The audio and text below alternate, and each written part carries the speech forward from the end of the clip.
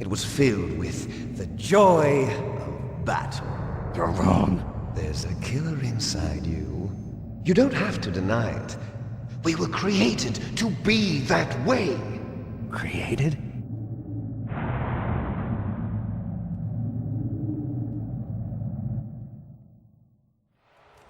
Les enfants terribles. The terrible children. That's what the project was called. It started in the 1970s. Their plan was to artificially create the most powerful soldier possible. The person that they chose as the model was the man known then as the greatest living soldier in the world. Big Boss. But Father was wounded in combat and already in a coma when they brought him in.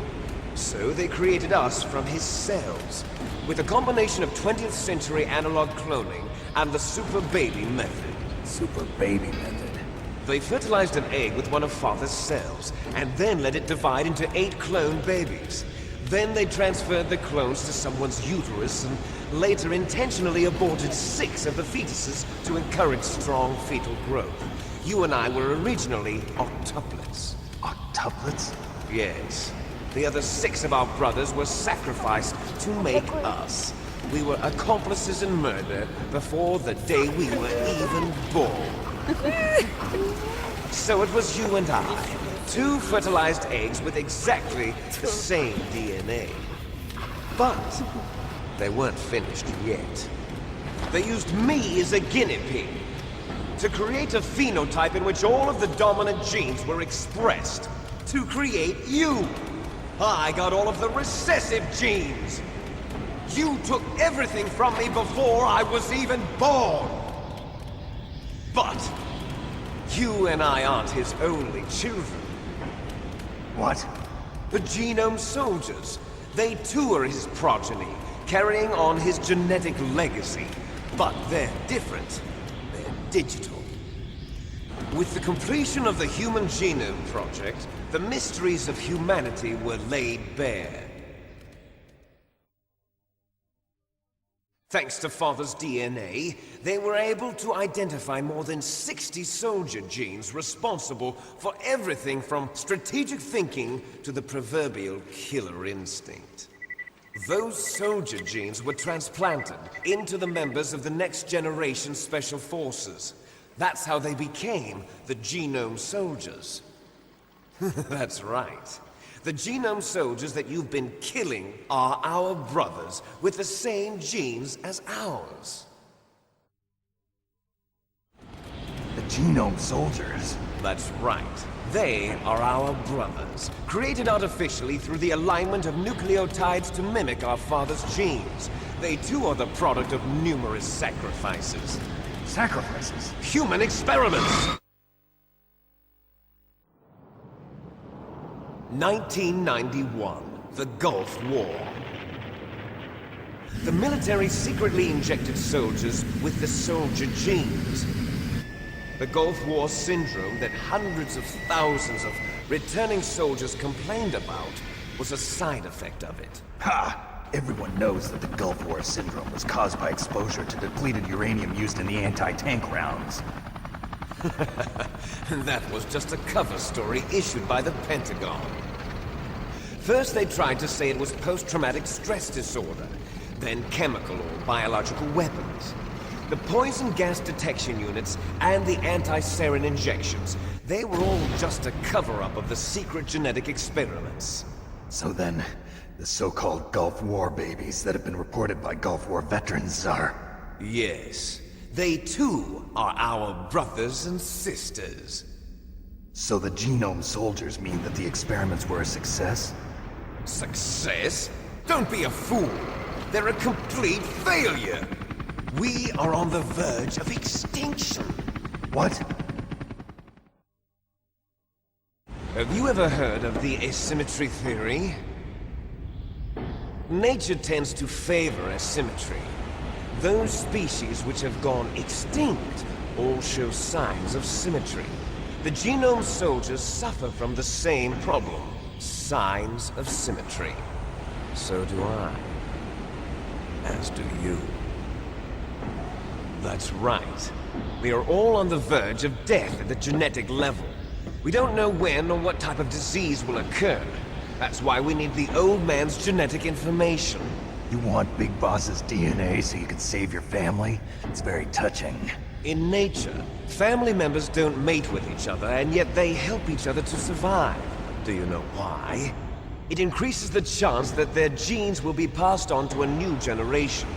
Altruism among blood relatives is a response to natural selection.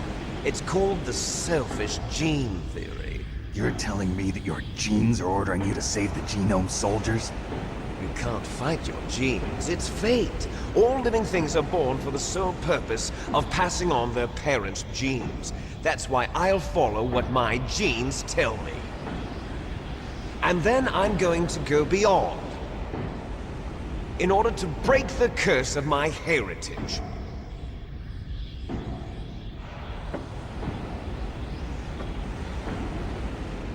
And to do that, first, I will kill you.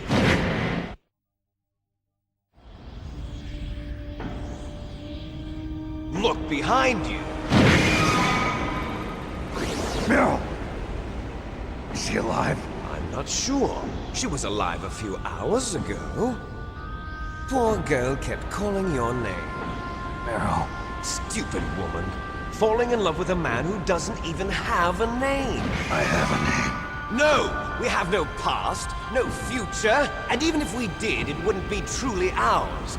You and I are just copies of our father, Big Boss. Let Meryl go. As soon as we've finished our business, we're almost out of time.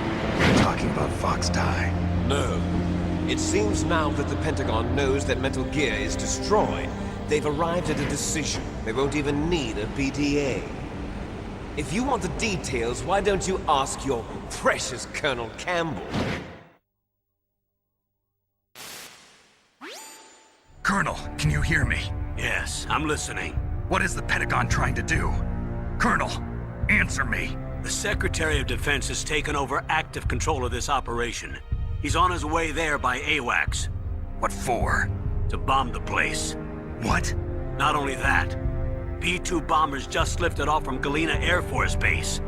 They're carrying B-6113 surface-piercing tactical nuclear bombs. What? Metal Gear is destroyed.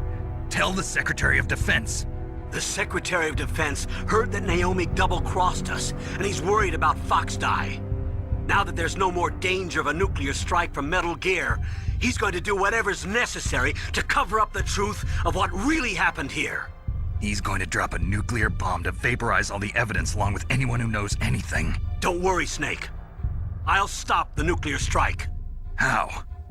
I may only be a figurehead here, but I'm still officially in command of this mission.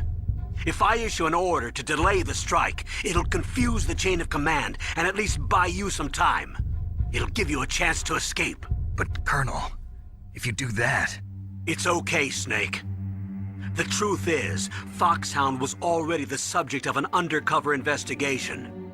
Meryl was transferred to this base just before the terrorist attack as a way of manipulating me. Those bastards. I'm sorry. They forced me to cooperate in exchange for her life. You better get out of there, Snake. Are you sure? It'll be bad for you. Don't worry. It's the least I can do for you, after all the lies. Colonel. I'm ordering them to cancel the bombing run. After that, there's no turning back. What? What are you doing? What? Snake! Mei Ling, what happened to the Colonel? I don't believe it. What happened? Snake the Colonel! Roy Campbell has been relieved of duty. This is the Secretary of Defense, Jim Houseman. Put the Colonel back on. He's been placed under arrest for leaking top-secret information and for the crime of high treason. Ridiculous. Yes, he's a ridiculous man. He truly believed that he was in command of this operation. You bastard. There won't be a speck of evidence left. I'm sure the President would want the same thing. President ordered this? The President is a busy man. I have complete